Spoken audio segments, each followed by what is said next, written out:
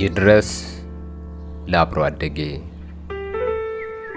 ከትዝታ ማህደር ተጻፈ በአያሌው ደጀን። ህንድ ቪሻካፓትናም ከተማ መስከረም 10 2018 ዓ.ም። ይድረስ ለአብሮ አደጌ። ሐምሌና ነሐሴ ያለፉ፣ የትዝታ ወንዝ ግን አያቋርጥም፣ ይፈሳል። እግዜሩ ለአዝመራው ፍሬያማነት የሚረዳ ዝናብ ሰጥቷችሁ ይሆን? የቅዱስ ዮሐንስን ውሃ ተጠመቃችሁ? ዛሬም እንደ ቀደመው ጊዜ የጳጉሜን ውሃ ለመታጠብ ሌሊት ወንዝ ትወርዳላችሁ? በችቦ ብርሃን ነው ወይስ በእጅ ባትሪ ታግዛችሁ ወንዝ የምትወርዱት? ዛሬም እንደ ልጅነታችን ዘመን ወንዝ የቀደማችኋቸውን እናብራላችሁ እያላችሁ መንገድ ታስቀይሳላችሁ። ይህን ሁሉ የረሳሁት እንዳይመስላችሁ። እንዴት ብዬ ረሳዋለሁ? እረኞች የክረምት ሆያ ሆየ ጨፍረዋል። ግን ለመሆኑ በየመንደሩ እረኛ አለ?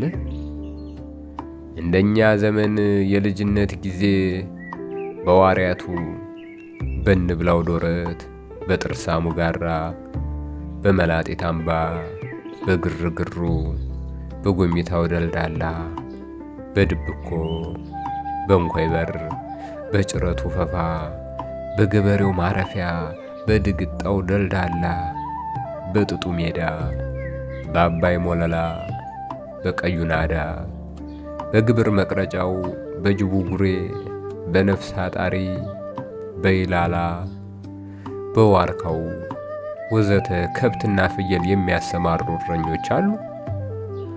ለክረምት ሆያ ሆየ ጥንብ ቅጠል ሰብስበው ውልክፍ አለጠው ችቦ ይሰራሉ። በልጅነት ደንብ የኔ 12 እስር የከሌ 8 10 6 እያሉ በሰሩት ችቦ የሚፎካከሩ እረኞች አሉ። አብሮ አደጎቼ ሆይ፣ እንደኛ ጊዜ ልጅነት ከብቶቻቸውን በበረት ካስገቡ በኋላ ራታቸውን ወይ በኩራዝ ወይ ከታዛ አረፍ ብለው በጨረቃ ብርሃን ታግዘው ከበሉ በኋላ ተጠራርተው ችቦ ለኩሰው በየቤቱ አሆይ በል የሚሉ እረኞች አሉ ነው? በእረኞች የአሆይ በል ችቦ ፈንታ የክረምቱን ጨለማ ሰማይ የጦርነት አብሬ ጥይት ደምቆበት ይሆን? በእረኞች ጅራፍ ፈንታ ድሽቃና መድፍ ይሆን ጋራ ሸንተረሩን የሚጮህበት? አንዱን ላስታውስ። ልጅነታችንን እረኝነታችንን ታስታውሳለህ አባ ሲሳይ? በልጅነታችን በእረኝነታችን ዘመን አንተ የሲሳይ አባት፣ እኔ ደግሞ የንጉሴ አባት እያልን ነበር የምንፎክረው። ያን አስቤ ነው አባይ ሲሳይ የምልህ። አግብተህ ወልደሃል አሉኝ። ሲሳይ አልኸው የልጅህን ስም? ወንድ ከሆነ እኔ ሲሳይ ልብዬልሃለሁ። ሚዜነታችንን የህይወት ጎዳና ላይ ያየው አባ ሲሳይ። በልጅነታችን በየዓመቱ በሐምሌና ነሐሴ ወራት ማታ ማታ በየቤቱ እየዞርን አሆይ በል እያልን ስንጨፍር ዓመት ዓመት ያደርሳችሁ እያሉ እየመረቁ 5ም 10ም 1ም ብር ይሰጡን ነበር። ገንዘቡ ጉልበት ነበረው። ስሙኒም የሌላቸው አቅመ ደካሞች ቤት ደግሞ ቤት አይታለፍም፣ እንኳን ለዓመቱ አደረሳችሁ እንደማለት ነው። እረኛ የረገጠው ግቢ ይባረካል እንባል ነበርና ገንዘቡን ሳይሆን ምርቃቱን አስበን እንሄድ ነበር። አሆይ በል አሆይ በል አሆይ በል አሆ ይላል አውጪ። ሌሎቻችን የስብስቡ አባላት እረኞች ደግሞ በአንድ የዜማ ስልተ ምት በዱላችን ቂጥ መሬቱን እየደቃን በህብረት እንቀበላለን። አሆሆ አሆሆ ናና እንላለን። አውጪው በግጥም ችሎታውና በድምፁ ማማር የተነሳ የማውጣት ቅድሚያውን ይሰጠው ነበር። ይቀጥልና አሆይ በል አይወይ አበበ የጌታው ሙሰሪ አሆሆ ሆይ በል አሆሆ ናና ፈረሱን እንደ ሰው አስታጥቀው ሱሪ አሆሆ ሆይ በል አሆሆ ናና አሆይ በል እቴወይ አይና ደስ የፈተለችው አሆሆ ሆይ በል አሆሆ ናና ሸማኔ ታጥቶ ማርያም ሰራችው አሆሆ ሆይ በል አሆሆ ናና እያለ ያወጣውን አዝማቹን ብቻ አሆሆ ሆይ በል አሆሆ ናና እያልን እንቀበለው ነበር። ይህን በግጥም እያባዛን እየለዋወጥን በየቤቱ እየዞርን ውዳሴ እያቀረብን ብር እንቀበላለን። እንኳን ከዓመቱ አደረሳችሁ ለከርሞ ደግሞ ሰላም ያደርሰን እንጂ 50 ብር ነው የምሰጣችሁ የሚል የኮራ የደራ አባወራ የስለት ቃል ኪዳን እንቀበልና መስግነን ወደ ሌላ ቤት እንቀጥላለን። ይሄ ሁሉ ትዝ ይለኛል አርከይዋ። ከዛ ክረምቱ ሲያልቅ ጳጉሜ ትመጣለች። ይህኔ ደግሞ 5ም 6ም ቀን ሌሊት በህብረት ወንዝ እየወረድን የጳጉሜ ጠበል እንጠበላለን።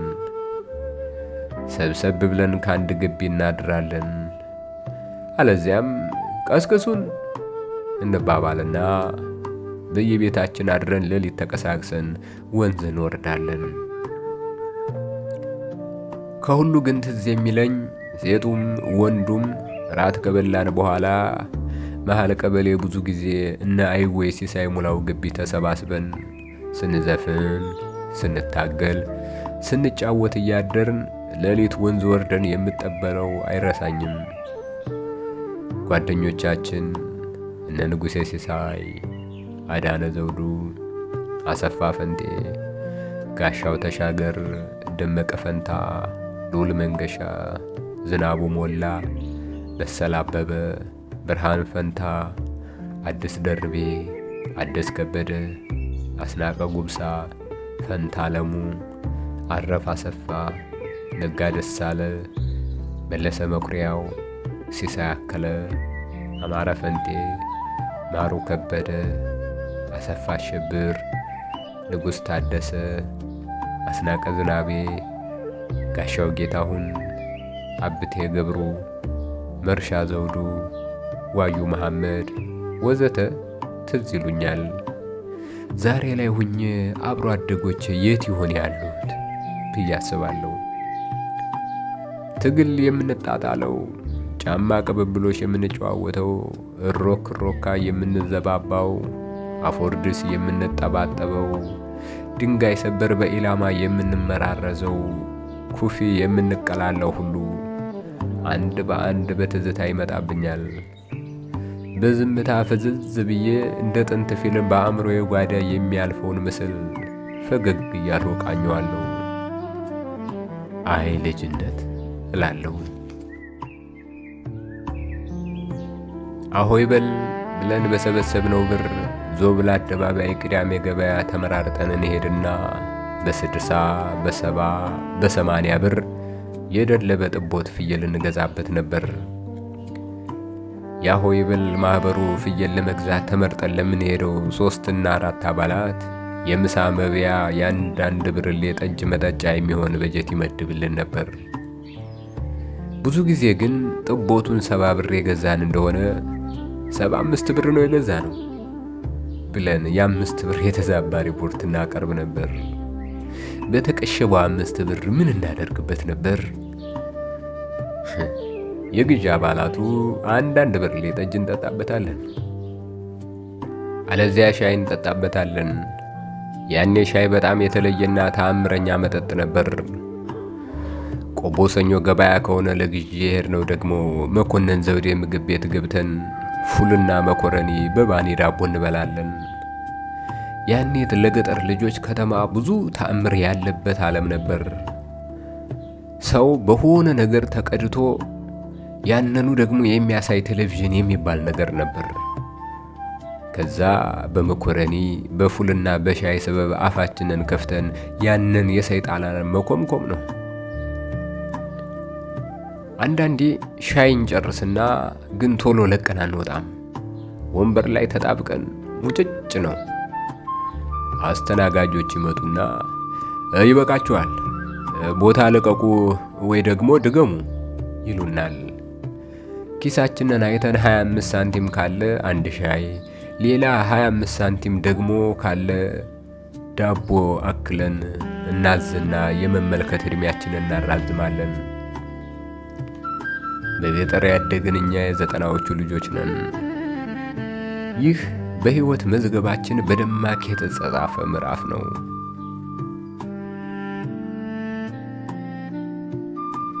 ያኔ ተስፋዬ ታዬ የሚባል መላጣ ሰውዬ አንዲት የወሎ ኮረዳ ወዶ ከሚያሽከረክራት መኪና ይወርድና አሻግሮ እያየ ሲጎመጅ ሳር የለበሰ ለጃርት ማጥመጃ ይሆን ጉድጓድ ውስጥ ሲወድቅ ልጅቷ በመቀነቷ ጎትታ ከጉድጓድ ስታወጣው አፍራ መቀነቷን ትታው ስትሮጥ እሱም ትታው የሄደችውን መቀነት እያሸተተ ፍቅር ጀባለችው ልቤን እያለ ሲዘፍን ለመጀመሪያ ጊዜ በቴሌቪዥን ያየነው እኮ መኮንን ዘውዴ ሻይ ቤት ነበር። ያኔ በህሊናችን የመንደራችንን አንዲት ኮረዳ በልጅቷ ፈንታ አስበን በተስፋዬ ቦታ ራሳችንን ተክተን የምናብ መቀነት ጠረን አሽተተናል። በካሴት በቴፕ ብቻ ያደመጥናትን ማናለሞች ዲቦ ሸጋ ብቻ ቆንጆ ብቻ ኧረ ያለው ማን ነው? ለወሎ ልጅማ ሲያንሰው ነው፣ ላምባሰል ልጅማ ሲያንሰው ነው እያለች ያየናት ቆቦ ወይም ዞብል ያሆይ በል ፍየል ለመግዛት ወይ ለሶለል ወይ ለጥምቀት አዲስ ልብስና ጫማ ለማስገዛት በሄድን ጊዜ ነበር። ከዚያ አብሬሽ ዘጌት የተባለ አስፓልት ሙሉ ተንፈራጥጦ መኪና ላስኬድ ብሎ እድሜን በሙሉ ስፈልግሽ ኑሬ እያለ አንዲት ቀበጥ መኪናዋ ውስጥ ድብር በሚል የተሰላቸ ፊት እያየችው ሲዘፍን፣ ከዚያ ይሄ ያልበቃው ብሎ ፍቅር ከተማና ገጠር ብሎ ፍቅሬን በቀጥታ መጥቼ መንገሬ እያለ ሲነፋረቅ የታዘብነው ያኔ ነው። አንዴ በመኪና ፈሰስ እያለ ሲጓዝ፣ ሌላ የሱ ወካይ ባተወደል ወጠምሻ ፈረስ ያለ ኩርቻ ሽምጥ እየጋለበ በመስኩ ውዱን እያየ ሲንከረፈፍ ሳዳድ አልጦት ሲሸበለል እያየን እንስቅም እንንቀውም ነበር። በውስጣችን ግን በመንደራችን በዓይናችን ብቻ የወደድናትን ልጃገረድ እያሰብን ዘፈኑን ወደ ራሳችን መሻት እናቀናብረዋለን። ከዚያ ወደ መንደር ስንመለስ ወሬው መከራ ነው። የሻይ አጠጣጥ፣ የመኮረኒ አበላል፣ የባኒ ዳቦ አገማመጥ፣ የብርዝ ብርሌ አያያዝ እና አጠጣጥ፣ የጫማ አለካክ ወዘተ ሁሉ እየተጋነነ ገበያ ላልሄዱ ጓደኞቻችን እናወራለን። ቴሌቪዥን ውስጥ ስላየናቸው ዘፋኞች፣ ስለመልካቸው ማማር፣ ዜና የሚባለውን ነገር አንዲት ሄርሜላ ገብረ ኪዳን የምትባል ቆንጆ ግን አይኗ እርግብ የማትል ሴት እያነበነበችው መለስ ዜናዊ የሚባለውን የኢትዮጵያ መሪ ስለማየታችን እያካበድን እያዳነቅን ለመንደሩ ወሬ ሁሉ እናወራለን። ለቀናት፣ ለሳምንታት፣ ለወራት ሁሉ ወሬዋ ያረጅም ይከለሳል። ገበያ መካከል እሳት እየበሉ መርፌ ውጠው እየተፉ አስማት የተባለ የጅኒ ሥራ ስላሳዩ ሰዎች፣ እነዚህንም ሰው የሚመስሉ ጭራቆች አንኮስኩሶች አይተናል እንላለን። ለገበያ ባህያ ጭና መጥታ የሸጠችውን የጤፍ ብር በጩልል የተዘርፋ ሪ ስለምትል ሴት፣ ድራማ እየሰሩ በእድ ስለሚያዙና እያዘኑ ስለሚያስተምሩ ቲያትረኞች ያየነውን ታምር ሁሉ እንደሰኩር ነበር። ገበያ ያልሄዱትን ቀጣይ ሳምንት በእንቢሳ አምፀው እንዲሄዱ ለአመፅ እናነሳሳ ነበር። ገበያ መሄድ ከመጀመራችን በፊት ግን በነበሩት ጊዜያት ጫማ ሲገዛልን እግራችን መጠኑ በክር ተለክቶ ነበር። ያኔ ኮትም ቁምጣም የመሆን ተደራቢ አገልግሎት የሚያገለግል በግራና በቀኝ ታፋችን ቁልቁል የተተለተለ ንፋስ በአንድ በኩል ሲነካው እስከ ወገባችን ድረስ እየተገለበ አቧራ የጠገበ ቂጣችንን የሚያሳይ ሞድረፋ የተሰኘ ልብስ ለማስገዛት ውርድና ቁመታችን አሮጌ ልብስ ተተልትሎ ወይ በቀጭን ገመድ ይለካ ነበር። አለካኩ እንዲህ ነው። ከአንገታችን ወደ ትከሻችን፣ ከትከሻችን ግራና ቀኝ ተለክቶ ገመዱ የቁጥር ምልክት ይደረግበታል።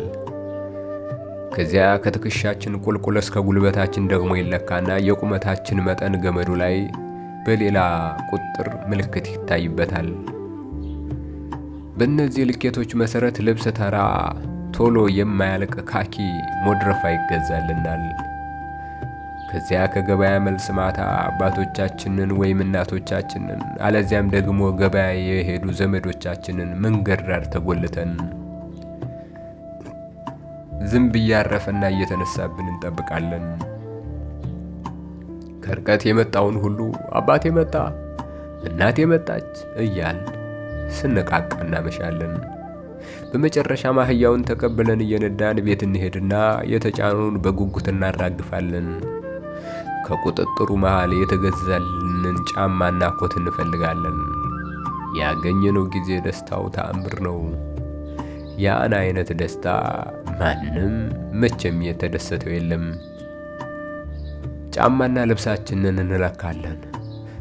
እስኪ ቀና በል ለክቷል እንባላለን። አንዳንዴ ይጠባል ወይ ይሰፋል። ብዙ ጊዜ ግን በገመድና ክር ተለክታ የተወሰደችው ልኬት ልክ ትሆናለች። ገራሚ ጥበብ ነበረች። ይሁን እንጂ ቢሰፋም ቢጠብም መልሱ ለክቶኛል ብሎ መድረቅ ነው። አለዚያ ማን ሌላ ወር ልዋጭ ይጠብቃል? ነጋዴዎችና ማህበረሰባችን ይተማመኑ ነበር። ለልጆች ያለካው እንደሆነ መልሰውና ትለውጥልኛለህ ተብሎ በእምነት ገበያ ይጸናል። ልብስና ጫማ የተገዛልን ዕለት ዓለም ሙሉ ናት። ኩራቱና ደስታው እራት አያስበላም። ጭራሽ አዲስ ልብስ የለበሰና ጫማ የተጫማ እኮ እራት አይበላም። አንድ ክንድ አድጋችሁ ታድራላችሁ እያሉ በዛሬው ቋንቋ ሙድ ይዙብናል። እኛ ግን እውነት ይመስለናል። ራቱን ትተን የዞርን የተገዛልንን ልብስና ጫማ ለየጎረቤቱ ሁሉ እናሳያለን። በየሄድንበት ቤት እሰይ እሰይ ቱ ጥሎ ይለቅ፣ በውሃ ይለቅ፣ እድግ በል፣ ሸጋ ጫማ፣ ሸጋ ልብስ እየተባልን ምርቃት እንቀበላለን። የሚያሳድገን አዲሱ ልብስና ጫማ ሳይሆን ተከትሎ የሚመጣው የደጋግ ጎረቤቶቻችን ምርቃት ነበር። ይሄ ሁሉ በሶለል፣ ይሄ ሁሉ በአዲስ ዓመት፣ ይሄ ሁሉ በመስቀል ልዩ ነው። ወቅቱ የልጆች ነው። የጳጉሜ መጨረሻው ዕለት ሌሊት በተለምዶ የቅዱስ ዮሐንስ ውሃ ተጠመቅን ይባላል። ከዚያ አዲሱ ዓመት ገባ ይባላል። በራዲዮ እንሰማቸው የነበሩ ክረምትን የሚያስታውሱ የመስፍን በቀለ ነይ በክረምት፣ የሰለሞን ደነቀ ስመኝሽ ዜማዎች በአዲስ ዓመት በአውደ ዓመት ዘፈኖች ይተካሉ። ክረምቱና ድባቡ ካለፈ ብዙ ዘመን የሆነው ያህል ወደ ኋላ ይርቃል። የመስከረም ብራ ሰማይ፣ ለምለም መስክ፣ ቢራቢሮ፣ ሊፈነዱ የደረሱ ልዩ ልዩ እጽዋት እምቡጥ አበባዎች፣ በእነሱ ላይ የሚያንዣብቡ ንቦች ሁሉ ልዩ ድባብ ይፈጥራሉ። ሕይወት ታንሰራራለች። በመስከረም ማሽላው መውለድ ይጀምራል። እሸት መጥለፍ ይጀምራል። ማማ ይሰራል። ወንጭፍ ይገመዳል። ጠጠራችንን ቆጥረን ማሽላ የሚጠረጥሩ ወፎችን በወንጭፍ ለማባረር ማማዎቻችን ላይ እንወጣለን። ከዚያ ጥንቅሻ አገዳችንን እየበላን ወፎችን እናባረራለን። ደበኔ፣ ወለቤ፣ ዋርዳ፣ ወዘተ የተሰኙ የወፍ ስሞች የየዕለት ቋንቋዎቻችን ይሆናሉ። ከማማ ማማ እየተጠራራን ጨዋታን እንጫወታለን። አንድ ቦታ ያለን ልጅ በመጥራት ጨዋታው ይጀምራል። ጨዋታው ኩታ ገጠም ከሆኑ ማሳዎች ካሉ በርካታ ማማዎች መካከል የአንዱን ልጅ ይጠራል። ከነቃ የሚጠራው ልጅ አቤት ሳይል በጸጥታ ማሳለፍ አለበት። ሳይነቃ ቀርቶ ስሙ ሲጠራ አቤት ያለ እንደሆነ በጨዋታው አካሄድ መሰረት ይተረትበትና ሌላ ሰው የመጥራት ግዴታ ይወድቅበታል። ለምሳሌ እኔ ከማማ የማዶ ያለውን አብሮ አደጌን አማረ ዘውዱን ልጥራ። አማረ ዘውዱ ብዬ እጠራዋለሁ። ካልሰማ ወይም ሰምቶ አውቆ ዝም ካለም ደግሜ እጠራዋለሁ። ጨዋታው መጀመሩን ሳይነቃ ቀርቶ ሄው ይላል። አቤት ማለቱ ነው። ከዚያ ዝም ማለት ሲገባው አቤት በማለቱ የሚተረትበት ያደርገዋል። ጨዋታው ከሱ ይጀምራል። እናም የነቆራ ጨዋታዬን እቀጥላለሁ እንዲህ እያልሁ አማረ ያሉህ ለጅብ ይስጡህ፣ አህያ ሁነህ ይጫኑህ፣ በቅሎ ሁነህ ይጋልቡህ። አቤት ማለትህ ጅልነትህ፣ በወንፊት ውሃ ያስቀዱህ፣ በንፋስ ዱቄት ያሸክሙህ። አህያ ሙቶ ጅብ ሲያለቅስ፣ ቀበሮ ቁማ ስትቀድስ፣ ጥራ ይሉሃል ራስ ንጉሥ። ጥራ እላለሁ።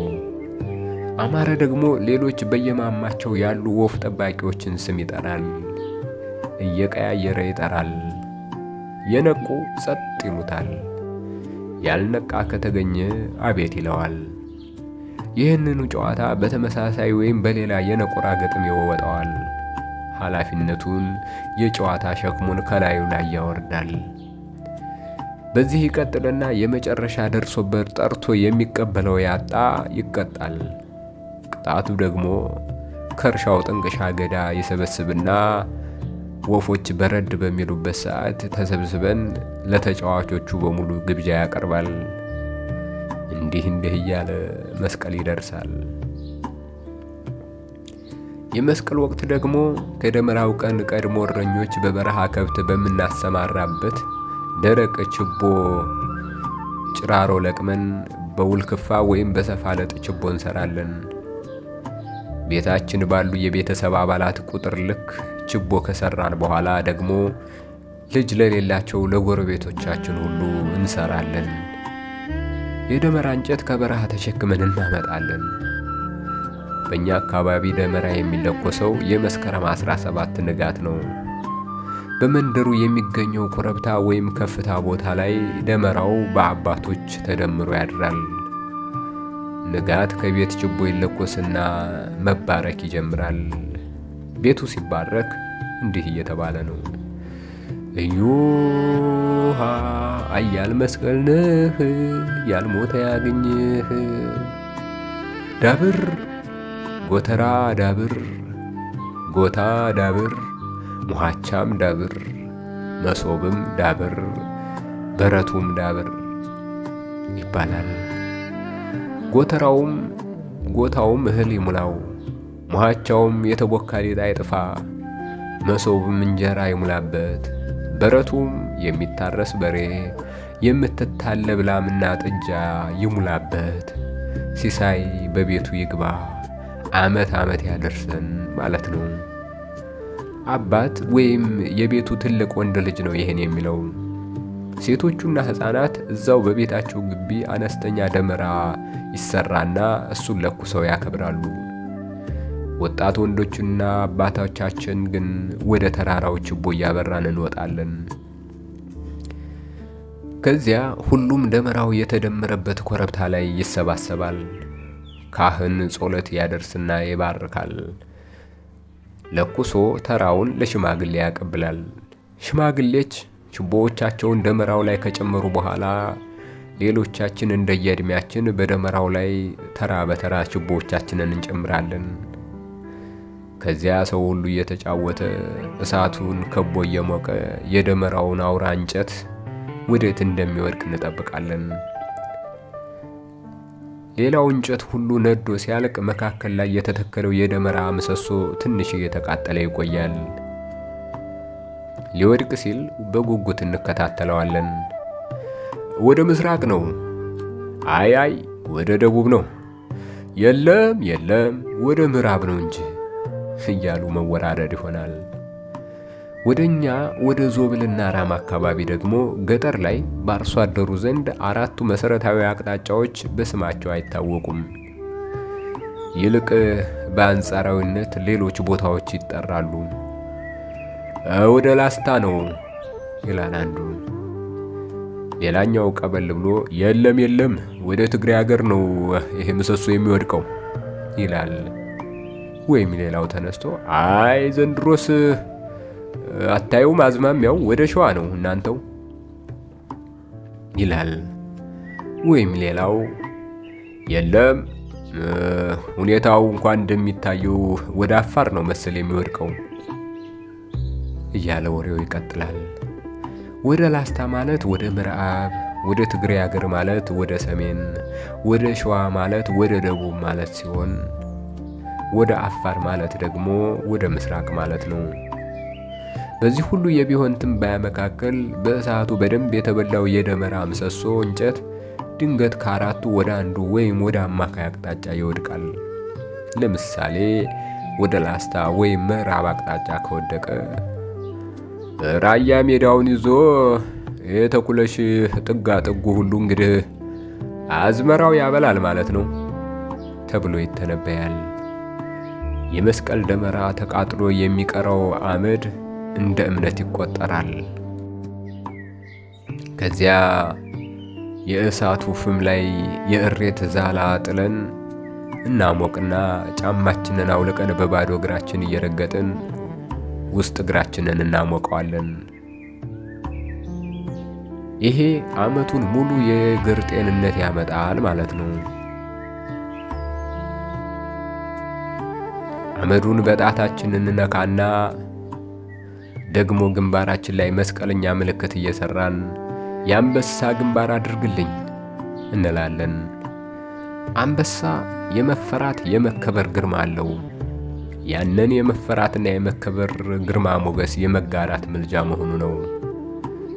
ያንኑ አመድ መልሰን በጣታችን እንነካና ሆዳችንን እየቀባን የዝንጀሮ ሆድ አድርግልኝ እንላለን። ዝንጀሮ ያገኘውን ነው የሚበላው።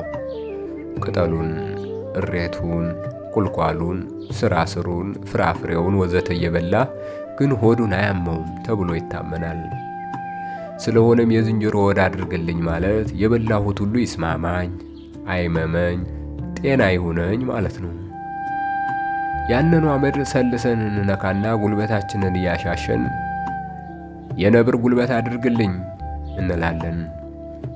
ነብር ፈጣንና ሯጭ ነው፣ አይደክምም።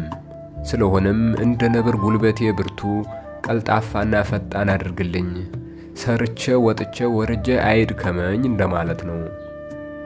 የነብር ጉልበት አድርግልኝ ማለት ተግባራቱ በየዓመቱ መስቀል ሲመጣ ተለምደዋል የሚፈጸሙ ናቸው።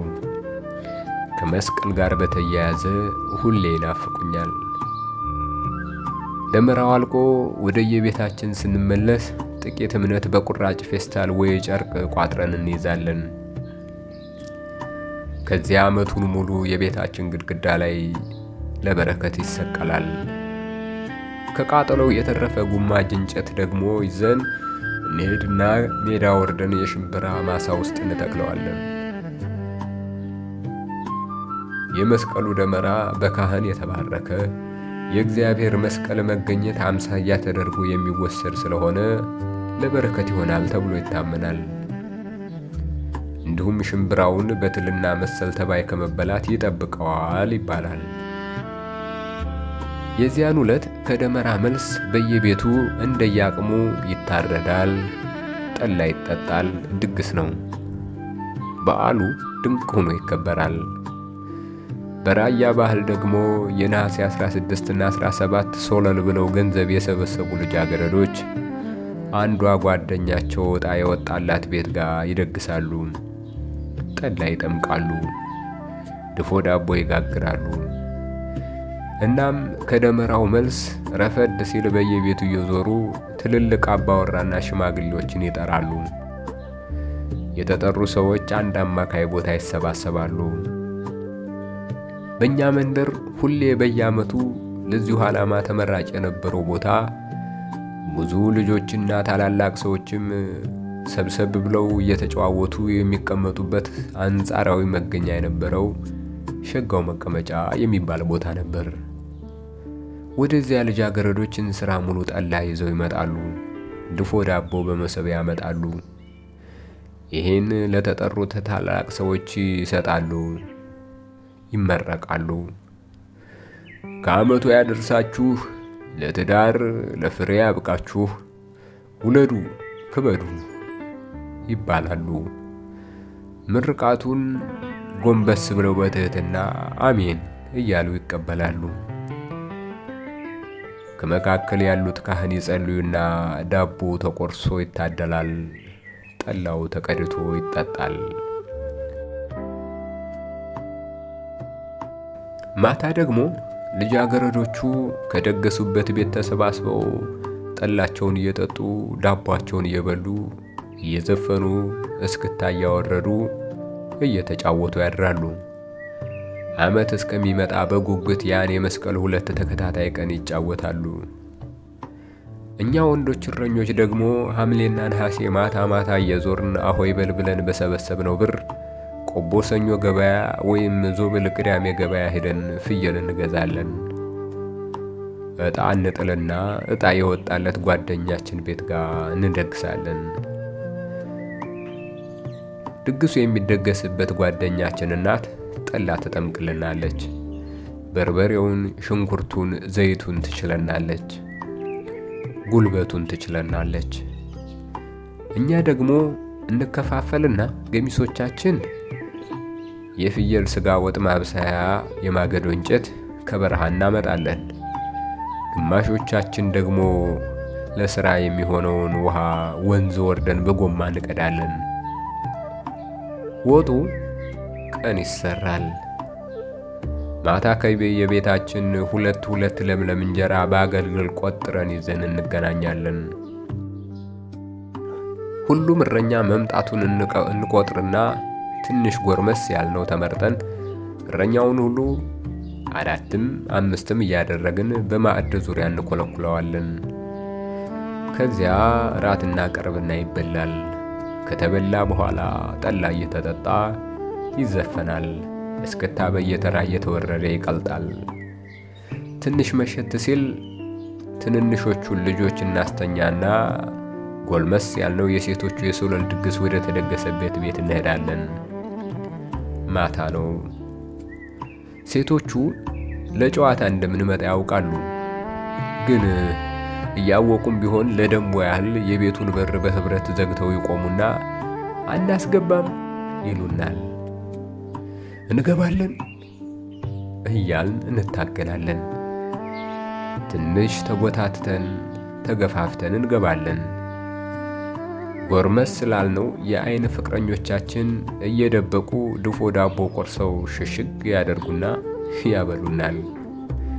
ይህን እንኳን ባይገጥመን የምንወዳት ልጅ በቀላሉ ልታየን የምትችልበት ወይ ልናያት የምንችልበት ቦታ ተሻምተን እንቀመጥና በዛ በኩል አጮልቀን እናያለን። ከተሳካልን እንግዲህ በአይን መፈላለግ ነው፣ መነፋፈቅ፣ አንጀት መበላላት ነው። ይህ ልጅነቱ ጨዋታ ነበር። ገብተን እንደተቀመጥን ዘፈን ይጀምራል። ከሴቶቹም ከወንዶቹም በኩል በድምፅ ጎበዝ የሆኑና የዘፈን ግጥም የሚችሉ በየተራ እያወጡ ሌሎቻችን ደግሞ እየተቀበልን ጨዋታ ነው። እስክታ የሚችሉት ከሁለቱም ወገን እየወረዱ ፍክክሩ ይቀጥላል።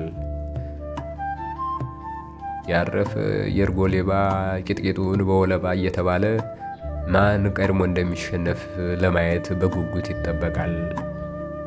በመካከል የልጅነት ትረባው፣ ትረቱ፣ ጨዋታው፣ ነቆራው ይቀጥላል።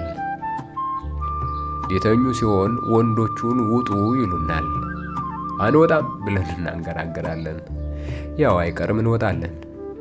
በዚህ መካከል ጎርመስ ያሉት ተንኮለኞች በጓዳ ወይም በማጀት ጎታ ስር፣ ጋን ስር፣ መሶብ ስር ይደበቃሉ። ማጀቱ ጨለማ ስለሆነ አይታዩም። ዓላማቸው ዳቦ ይዞ ለመውጣት ወይም የከጀሏትን ኮረዳ የሆነ አሳቻ ሰዓት ጠብቆ ስሞ ለመሄድ ነው።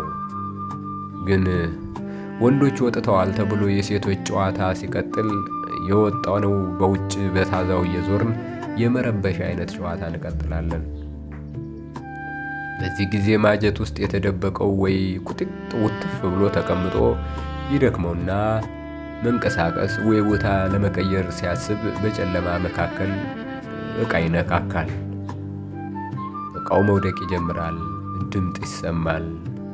ከዚያ ሴቶቹ ሰው አለ እያሉ ሳቅና ሆካታ ተቀላቅሎ ወደ ማጀት ገብቶ ለማየት ይራወጣሉ።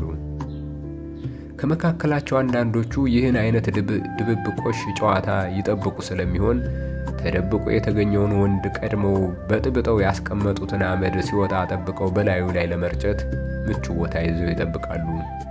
ተጠንቅቆ ካመለጠ እሰየው፣ አለበለዚያ ግን አለቀለት። በላዩ ላይ የተበጠበጠ አመድ ይቸልሱበታል። በወንዶቹም በሴቶቹም ዘንድ የማይረሳ ታላቅ የሳቅ ምሽት ይሆናል። የሆነው ቢሆን ጸብ የለም፣ ሳቅ ብቻ። በዚህ መካከል ኩራዝ አብርተው ማጀት ሲገቡ ያገኙታል። የተደበቀውን ሊይዙት ሲሉ ታግሎም ለመውጣት ይሞክራል። እነሱም እየተጫጫሁና እየሳቁ በሩን በህብረት ያጥሩበታል። መውጫ ለማሳጣት ታግሎ ጥሶ ይወጣል። ወይ ደግሞ ትከሻው ላይ ያለውን ሽርጥ በግርግሩ መሃል ገፈው ያስቀሩበታል። ከዚያ የሽርጥ አስመላሽ ትግል እናካሄዳለን። እነሱ ሽርጡን ላለመስጠት፣ እኛ ሽርጡን ለማቀማት ግፊያና ልፊያ ትግል ይሆናል። በዚህ መሃል ወዲያ መጓተት ወዲህ መጓተት ይሆናል። እንደ ገመድ ጉተታ ጨዋታ ይሆናል። መጨረሻ ሽርጡ ይሰጠንና ወደ ቤታችን እንሄዳለን። ይሄ ሁሉ የሚሆነው ሌሊት ነው። ሌሊት ወንዶች ወደ ደገስንበት ቤት ተመልሰን ጨዋታችንን እንቀጥላለን።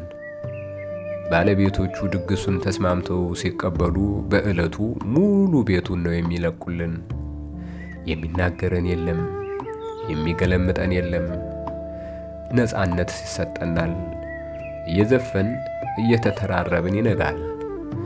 በመካከል በእንቅልፍ ተሸንፎ መውደቅ አይፈቀድም።